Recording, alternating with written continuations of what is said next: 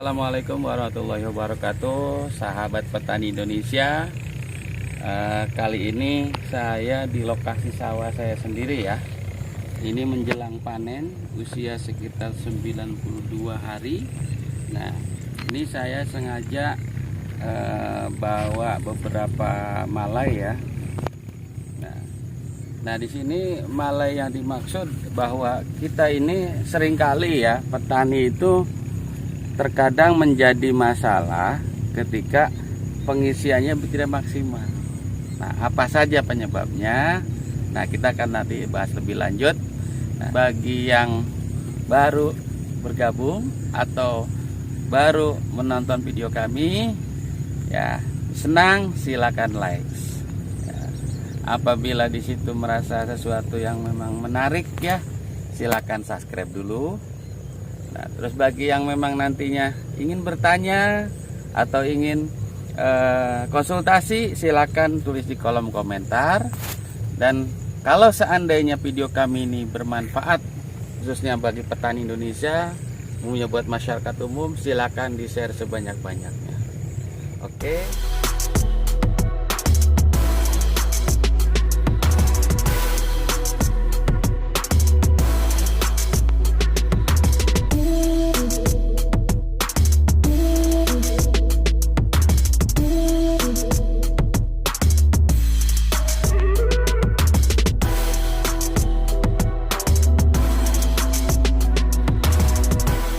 Oke, Bapak Ibu sekalian, sahabat petani Indonesia, saya akan sedikit mengulas tentang bagaimana sih supaya pengisian malai padi ini bisa maksimal, ya.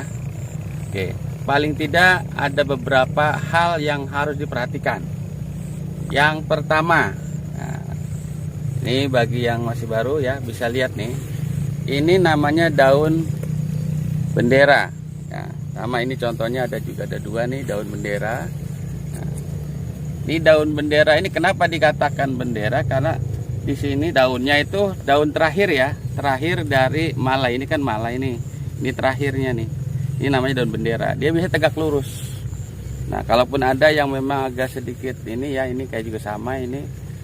Ya, yang terpenting dari proses pengisian ini kondisi daun bendera harus benar-benar sehat, mulus, tanpa cacat ya. Ya, paling tidak ini posisinya tegak, terus juga ada yang seperti ini nggak masalah. Yang penting daun ini jangan sampai rusak, harus benar-benar sehat.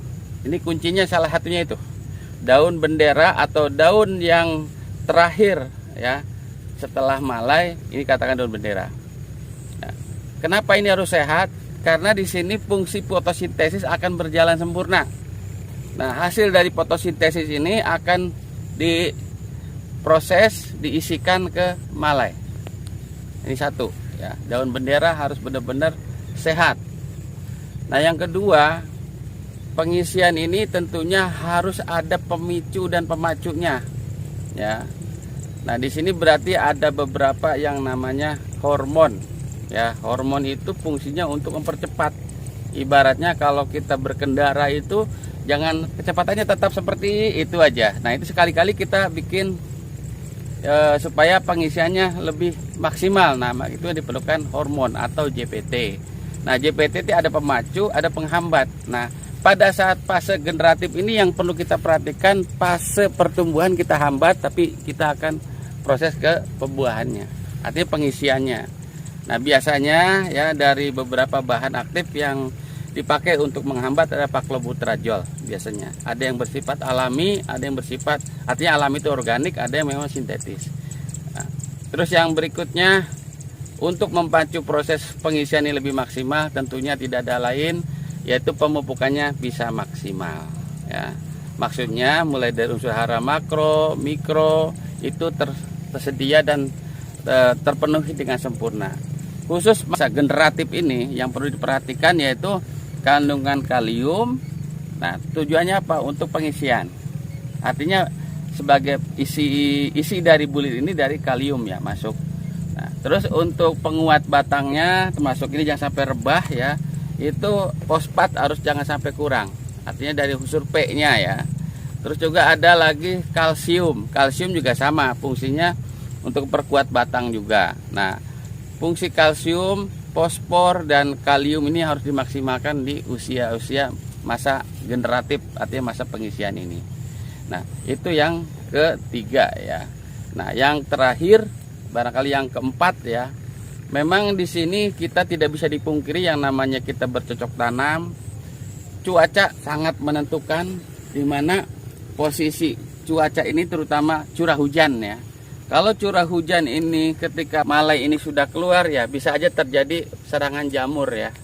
Ya, bisa jamur ostilago, patah leher ya. Semuanya itu penyebabnya dari kelembaban yang sering terjadi pada saat cuaca hujan yang lumayan tinggi. Nah, oleh karenanya Bapak Ibu sekalian, sahabat petani Indonesia, kita harus bisa mengatur dalam rangka memprediksi cuaca sebetulnya ya. Nah, jadi saat seperti ini cuaca kondisi hujan dikatakan lebih sedikit, itu lebih baik ya. Itu hitung-hitungan kalau kita supaya ini tidak terganggu ya dalam pengisiannya, tidak menimbulkan adanya penyakit jamur terutama ya. Hama juga dipacu oleh keadaan iklim ataupun cuaca tersebut ya. Biasanya kalau hama yang sering menyerang pada posisi pengisian itu biasanya kayak walang sangit, termasuk juga di situ ada lembing batu ya. Tapi kalau untuk penyakit ya diantaranya penyebab dari jamur. Nah, jadi intinya yang nomor 4 inilah yang agak sedikit kita harus bisa ya menyesuaikan lah. Intinya menyesuaikan dengan keadaan. Yang terpenting lagi bahwa kita ini dalam berusaha tani, kita harus banyak-banyak berdoa sama Allah atau sama Yang Maha Kuasa, karena ini semua rezeki yang diberikan pada hambanya. Mudah-mudahan ini bawa berkah buat kita semua. Nah, maka dari itu kita ulas lagi faktor penentu supaya bisa maksimal. Yang pertama, daun bendera harus sehat. Yang kedua adalah ada hormon ataupun JPT yang memacu proses pengisian lebih cepat. Terus juga yang akan kita isikan kalium, kalsium, fosfatnya juga akan tersedia dengan baik. Yang terakhir kita ya harus memang menyesuaikan dengan kondisi ya. Artinya jangan sampai kita memprediksi jadwal tanam dengan jadwal panen, kondisi cuacanya terutama sinar matahari ataupun hujan itu bisa diantisipasi ya. Artinya bisa kita sesuaikan. Mudah-mudahan bermanfaat ya, bahwa pengisian padi ini menunjukkan kapasitas daripada pemupukan yang sempurna, terus hormonnya juga cukup, termasuk juga daun benderanya sehat. Bisa dibayangkan kalau daun benderanya rusak seperti ini ya, itu nggak akan mengisi maksimal. Ini contoh daun-daun bendera yang rusak ya, ini nggak bakal bisa mengisi. Kan satu pencerahan buat para petani Indonesia bahwa kita harus bisa belajar dan terus belajar untuk bisa lebih pintar lagi. Terima kasih, semoga bermanfaat. Saya akhiri, bila itu saja. Wassalamualaikum warahmatullahi wabarakatuh.